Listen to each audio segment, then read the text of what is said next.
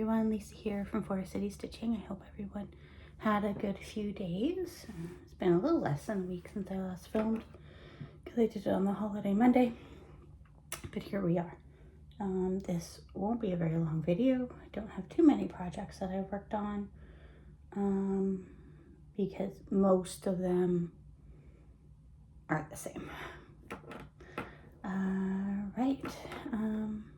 Yeah, it's 7 o'clock in the evening. We finished watching the closing ceremonies and then had dinner, and here I am, and it's very warm because I baked some croissants for our lunches, and apparently there's a motorcycle outside. All right.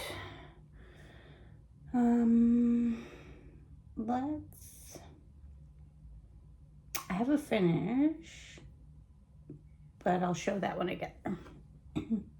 So as I said, a lot of these projects I worked on multiple times, so I'll just show them once. So the Olympic gnomes, so they will go away now. So, go. All right, so that's how my gnomes ended up. So now that the Olympics are over, they'll probably go away unless a prompt comes up that I could use them for. But yeah, that was fun to try to get them in as many prompts as possible for Stitch the Summer Olympics. And then I had a new start.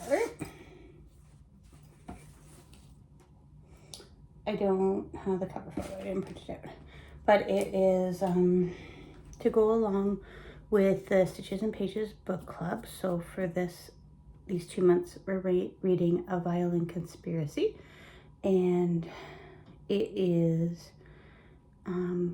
by an author of color, and it is, the main character is African American.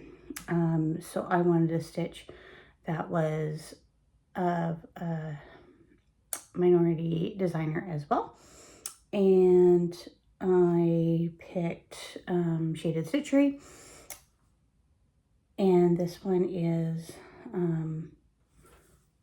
Closely Kept number 3. Again, I don't have the cover page, but this is how far I am on it. It's like paisley kind of print idea. It's based off of an artifact in the Smithsonian Museum is where it comes from. But the thread I'm using is Pink 182. I feel like things look blurry. Pink 182, and then this is 28 count Billie Jean, all by Roxy Floss. So it's not a big pattern by any means, and so I thought it fit both with designer color, and also the design looks like it would be the cutout from the face of a violin. So that's that piece. And yeah, stitching it pretty quickly already. I've only worked on it for a couple days, and that was my 200 stitches in it. So I'll show you my finish now. So this was one of the prompts, was to work towards a goal. So I picked something that was pretty close to a finish. And so I finished Hello Summer because it just needed the rest of this ice cream cone, and so that was done. So that one is done.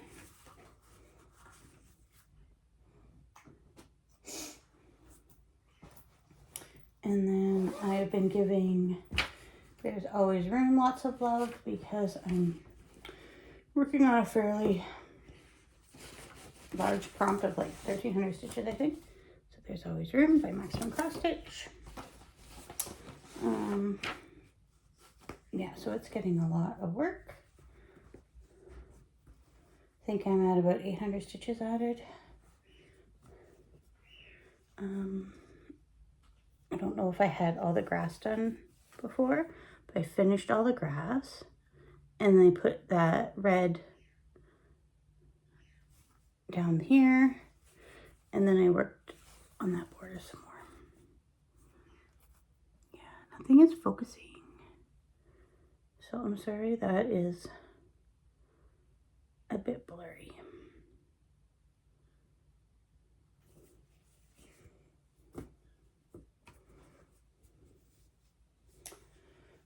Yeah, so I have some more stitches to put into that. So you'll probably see that again next week. And then hopefully you won't see this again, because once it's finished, I won't show it again. But Make Someone Happy by Darlene Dion. And this is going to be my Canada Swaps piece. And so the prompt for Stitch the Summer Limits was work on a piece that you want to finish this year. So I got like 500 and some stitches in on that this afternoon. So I just have a few words here, a couple hearts, and then the rest of the pink. For the green, I don't like how that one stitch is sitting. Let me fix that. I know why it's sitting like that, because I ripped out some stitches.